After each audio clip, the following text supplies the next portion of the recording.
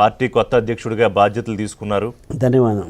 అలాగే మీతో వ్యక్తిగతంగా గత దశాబ్దన్నర పైగా నాకున్న ఒక పరిచయం. మనం అనేక సందర్భాల్లో టీవీ డిబేట్లు కానివ్వండి, బయట మాట్లాడుకున్నప్పుడు మీ గురించి నాకు పూర్తిగా తెలుసు. అయితే మీరు రాగానే ఏంటంటే ఏంటి సై అంటే సై అన్నారు. నేనేమన్నా మెత్తగా ఉంటానో లేకపోతే నెమ్మదిగా రాజకీయాలు చేస్తాను అనుకోకండి. అంటే మిమ్మల్ని చూసి పరిచయం ఉన్నవాళ్ళు ఎవరు, మీరు వివాదాస్పద వ్యక్తి కాదు అని మాకు అందరికీ ఒక అవగాహన.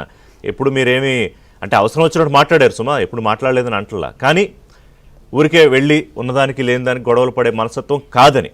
కానీ ఇవాళ ఉన్న తెలంగాణ రాజకీయాల్లో రామచంద్రరావు ఎట్లా రాజకీయం చేయబోతున్నారు, అలాగే సవాళ్లతో కూడిన బాధ్యత ఉంది, సవాళ్ళు కూడా ఉన్నాయి మీరు వచ్చేటప్పటికి. వాటిని ఎట్లా హ్యాండిల్ చేసుకు ముందుకు వెళ్తారనే దాంతో మొదలు పెడదాం. ఇప్పుడు చాలామందికి నా ఒక బ్యాక్గ్రౌండ్ తెలియకపోవచ్చు. నేను ఒక అకాడమిక్ ఫ్యామిలీ నుంచి, అంటే మా ఫాదర్ ఉస్మానియా యూనివర్సిటీ ప్రొఫెసరు, నేను ఒక పంతులు అంటే ఒక టీచర్ కొడుకుని నేను. మా తమ్ముడు కూడా ప్రొఫెసరు, మా సిస్టర్ డాక్టరు. అంటే ఈ యొక్క నేపథ్యం నుంచి వచ్చినటువంటి రాజకీయాల్లో మా ఇంట్లో ఎవరు లేరు. నేను ఫస్ట్ జనరేషన్ పొలిటీషియన్. అయితే నేను ఆ పొలిటికల్ ఫ్యామిలీలో నేను పుట్టలేదు కాబట్టి.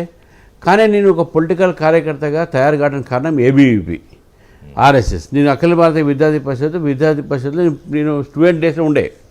నేను కొట్లాడుతున్న సమయంలో అక్కడ స్టూడెంట్స్ యూనియన్ ప్రెసిడెంట్గా ఉండే, జనరల్ సెక్రటరీగా ఉండే. లా కాలేజ్లో నేను గెలిచాను. ఆర్ట్స్ కాలేజ్లో నెక్స్ట్లైట్ మీద ఓడిపోయాను. ఈ నేపథ్యంలో నేను ఒక విద్యార్థుల సమస్య మీద పోరాడుతుంటే వైస్ ఛాన్సలర్స్ మా ఇంటికి వచ్చి మా ఫాదర్ని రిక్వెస్ట్ చేసి, మీ అబ్బాయిని బాగా గొడవ చేస్తున్నాడు, ప్లీజ్ చేయొద్దని చెప్పండి సార్ అని చెప్పి మా ఇంటికి వచ్చి రిక్వెస్ట్ చేసేది. నా పేరు, నా అగ్రెసివ్ లీడర్గా, స్టూడెంట్ లీడర్గా నాకు ఉన్నది. ఈరోజు 1977 to 86 బ్యాచ్లో ఎవరైనా ఉస్మానియా విశ్వవిద్యాలయం ఏ పార్టీకి సంబంధించండి వాళ్ళని అడగండి హూ ఇస్ రామచందర్. కానీ అప్పుడు కూడా నేను ఎవరితో గొడవ పెట్టుకోలే. ఆ రోజు కూడా అన్ని విద్యార్థి సంఘాలతో మాకు సైద్ధాంతికమైన భేదం ఉన్నా, ఒకసారి కొట్లాడినా దెబ్బలు తిన్నా ఫైటింగ్ ఇష్యూ మీరు ఎందుకంటే మంచి పాయింట్ అడిగారు. చాలా మంది నేను చెప్పదలుచుకున్నాను మీ ఛానల్ ద్వారా. చాలా మంది యూట్యూబ్లో అక్కడ చూస్తున్నాను, ఆయన సౌమ్యుడు దూకుడు అవన్నీ కావాలి. ఇప్పుడు అంటే దూకాలంటే ఏంది, రాజకీయాలు దూకాలంటే పైన పరుపు మీద దూకాలా, గుండెలు దిప్పుకోవాలా, బట్టలు దిప్పుకోవాలా? ఇదేనా అగ్రెసివ్నెస్సా? లేకుంటే 4 బూత్ పంచాంగం మాట్లాడాలా? ఇది అగ్రెసివ్నెస్ కాదు.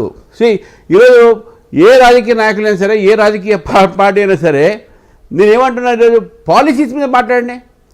ఈరోజు కాంగ్రెస్ పార్టీ మీద విధానాల మీద మాట్లాడదాం, టీఆర్ఎస్ పార్టీ మీద విధానాల మీద మాట్లాడదాం, వాళ్ళ ఐడియాలజికల్ ఇష్యూస్ మీద మాట్లాడదాం. అది దూకుడు. Conviction, what you believe in ideology, ఆ ఐడియాలజీ పట్ల మీకున్న కన్విక్షనే దూకుడు. అది అగ్రెసివ్నెస్. ఈ పిచ్చి మాటలు, పిచ్చి కూతురు యూట్యూబ్లో దాంట్లో వాళ్ళు వీళ్ళు వచ్చి దూకుడు కావాలి, అగ్రెసివ్ కావాలి చూపెడితే what is Ramachandran, I'm also aggressive. కానీ దానికి నీ రోడ్ల మీద పడాల్సిన అవసరం లేదు, బట్టలు చింపాల్సిన అవసరం లేదు, బూతులు మాట్లాడాల్సిన అవసరం లేదు. Yes, what I believe is right, దాని మీద కొట్లాడతా. అంటే రామచంద్రరావు గారు కాబట్టి ఇంకోటి సుదీర్ఘంగా రాజకీయాల్లో మీరు ఉన్నారు, చూస్తున్నారు.